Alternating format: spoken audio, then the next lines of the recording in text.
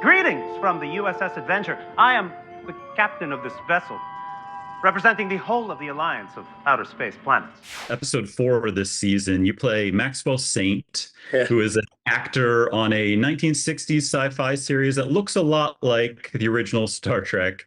And he has a particular way of reading his lines. How much of that is a tribute to the infamously halting Shatner line readings? I realized immediately what an opportunity it was to give the viewers a satirical, more humorous version of what I could have done. Of what because I know a lot of people are like, wait a minute, where's the pause in the cadence, and where's the sort of gesturing and the sort of that Shakespearean almost element of James T. Kirk that we all know from the 60s. And I thought, well, here it is. Let me do it for you now. And I had an absolute blast doing it.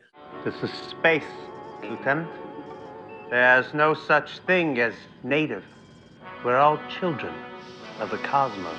It's a marriage of a fictional character named Maxwell Saint, who's on a hit series called The Last Frontier. But at the same time, obviously, that mirrors very much the Star Trek of the 1960s. So I sort of wanted to create a version of the James T. Kirk, William Shatner that we know from TOS alongside Maxwell Saint, who has his own sort of mannerisms and things. So I did a little bit of both. Jesus Christ, I was trying to get my leg over.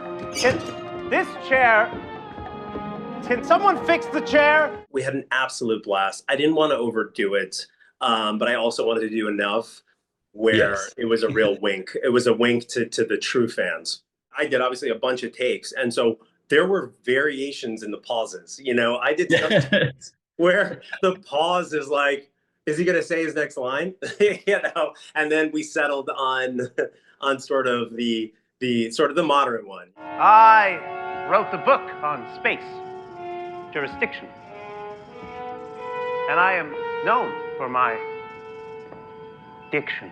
The sets, they look very flimsy. Were they as flimsy as they looked, or were they just made to look flimsy? Oh no, they were all intentionally absurd. If you watch TOS, the Gorn episode, for example, they're throwing styrofoam rocks at each other, right? So it's not, we intentionally wanted to create, obviously, in the 60s, they didn't have special effects and VFX, and they couldn't digitize things. And so we wanted to have fun with making the sets so clearly a set, and it's just sort of like that sort of the absurdity yet imagination and beauty of something that is a 1960s futuristic set for television.